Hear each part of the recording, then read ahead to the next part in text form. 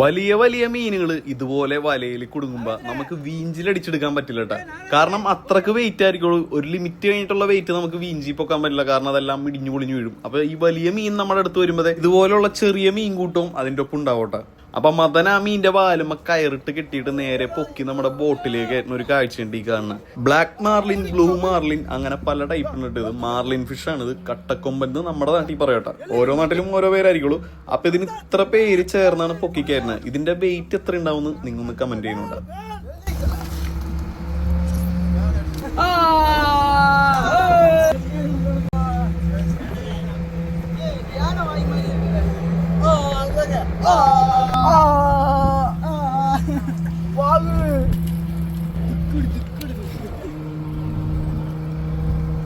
बाहुबली आई है ना, उठा मीन जाओ